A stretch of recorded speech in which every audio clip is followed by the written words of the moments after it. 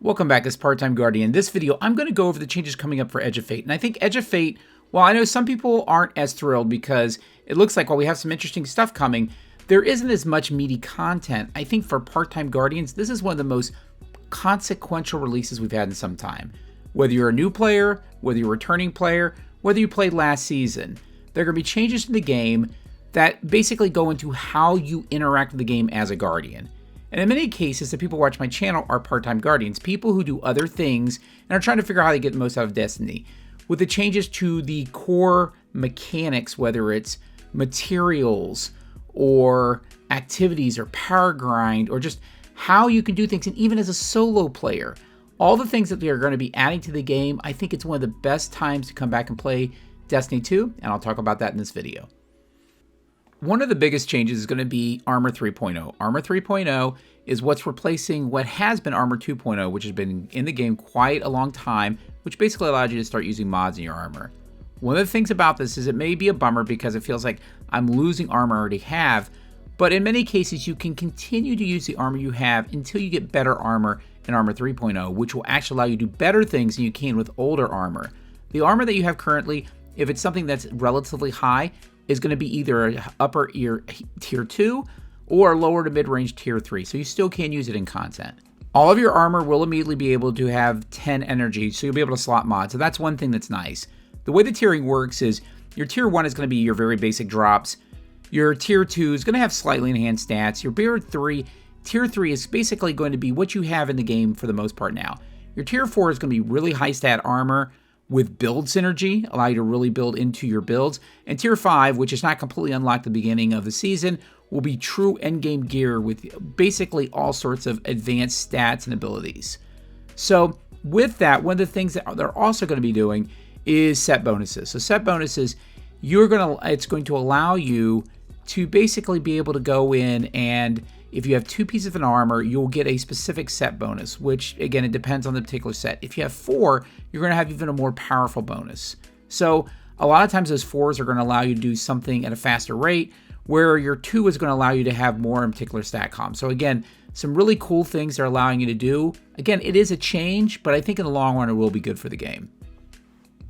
One of the other things that's massively changing is a stat system overhaul. So the stats, to be honest with you, they're not clear if you're someone outside the game. But now instead of stats that don't necessarily always make sense, you have stats where it's pretty clear this one's the health stat, this is your weapon stats. These are stats that make a little bit more sense. And they also scale more intuitively. So you're scaling now, it's not in tiers of 10. You get basically more ability in those stats for every point that you have. So that part is kind of nice.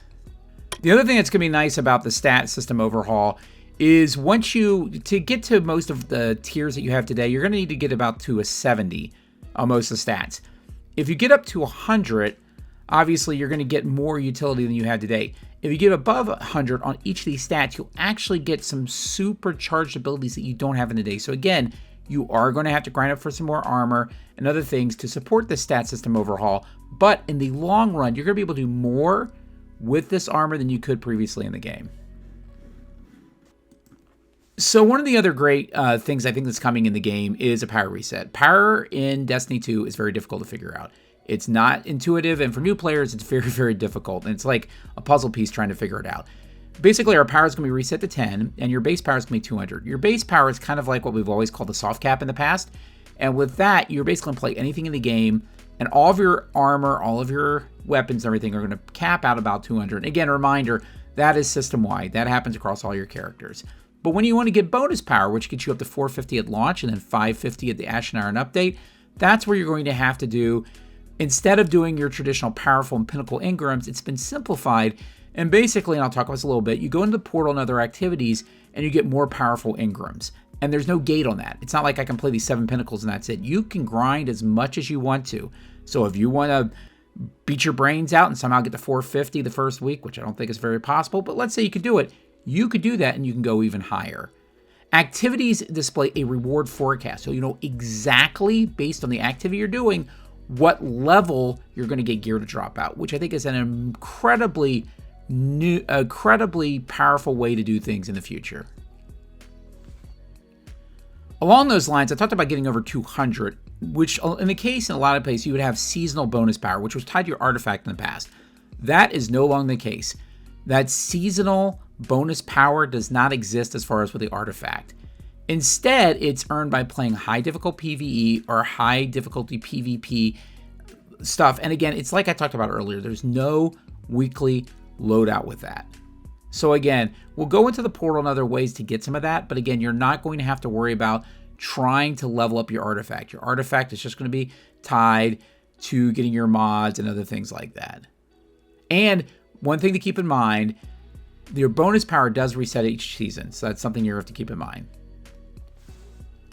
Now, your infusion system has got a lot more simpler than it is in the past. You're no longer going to use enhancement cores directly, and upgrade modules are completely gone.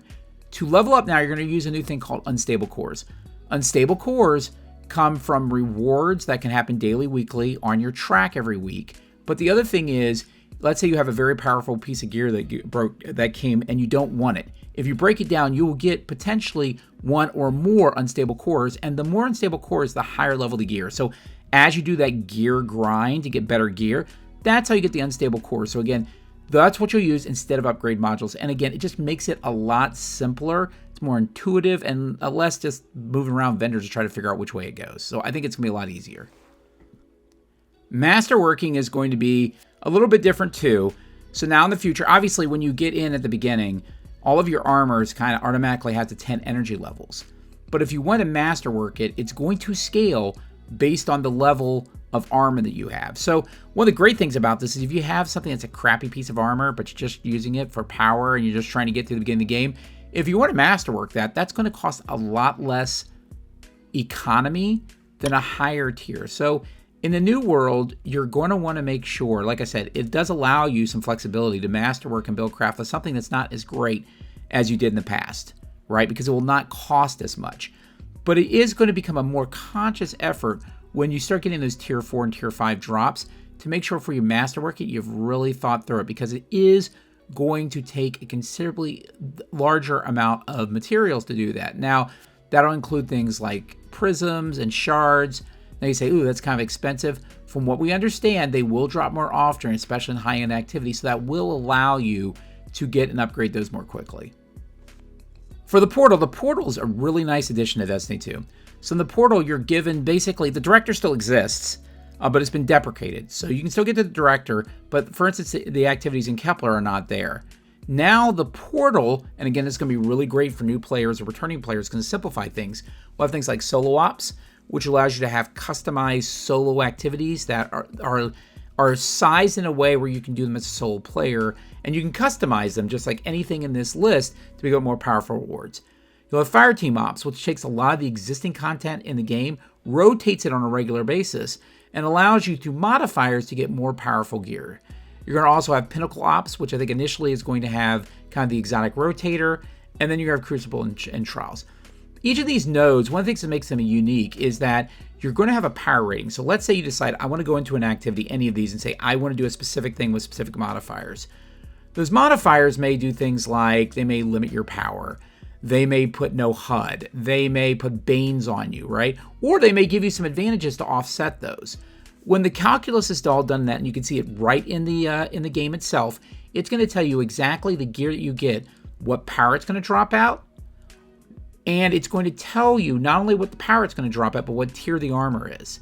The other thing is, and remember, more powerful gear, if you break it down, you get more unstable cores.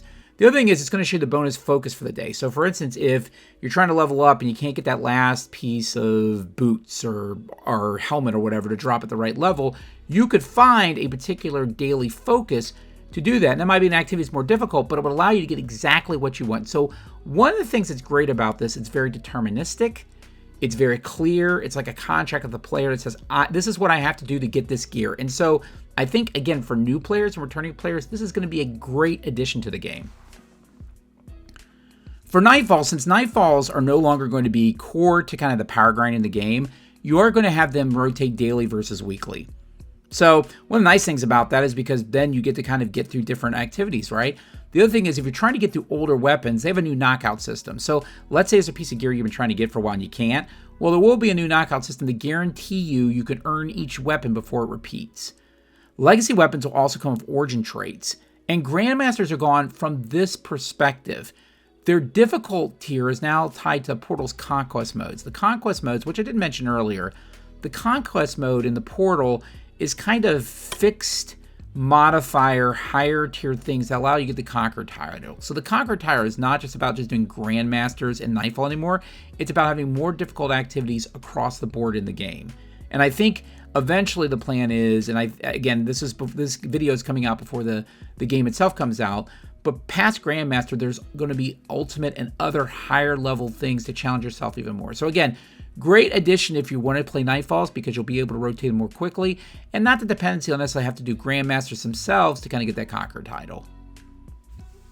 Vendors are going to get completely reworked with Edge of Fate. So vendors, for instance, Xur now is going to sell 2 exotic armor pieces per class weekly. The exotic class items are also available if you've unlocked them. He's going to sell prime weapons, echoes, heresy, trials, comp, legacy, some of the brave weapons. So he's going to sell an entire new set of gear he hasn't done in the past. 801 is going to be more focused on the cosmetic armor that's briefly served by Xur. And then Rahul, well, Rahul is not going to do as much in the past. The destination materials we'll talk about in a second have been deprecated. So the exotic armor focusing has been kind of streamlined. So basically when you get in there, you're immediately going to be able to focus them as long as you pay through the campaign, but you won't have to do some of the things you've had to do in the past. Legacy armor weapon forecasting, focusing costs are going to be 15,000 glimmer and 3 enhancement cores. No more ritual engrams required, which again is another great simplification. One of the things to look for in Edge of Shape is some changes on my channel. On my channel, I have taken kind of a break for a little bit on posting content, but one of the things I'm really determined to do now is kind of build a community where we can help part-time Guardians out, especially with a lot of the phases of Edge of Fate. So if you haven't before, please subscribe to my channel and jump my Discord. I'm trying to build a community where we can help each other be able to do endgame content and teach new Guardians how to become better at the game. But to do that, your support is appreciated. While I am getting a ton of support on this channel, I don't have as many people subscribing to the channel as in the past, and part of that's because I have not posted as much content. I do plan to increase my frequency now because I'm kind of jazzed about this new change, and there's a lot of stuff in my personal life that's changed. One thing I do plan to do probably in a few months is I plan to do a 6-year update for this channel to kind of give you guys a background on that. But again, to continue to do this stuff, if you guys can continue to show support, jump my Discord, and subscribe to the channel, that'd be greatly, greatly appreciated, because that show of support allows me to continue making these videos that help out so many thousands of Guardians like yourself. Well, again, that's the video, guys. If you like the video, feel free to like it, subscribe to the video, jump my Discord, and I'll see you Guardians in the tower.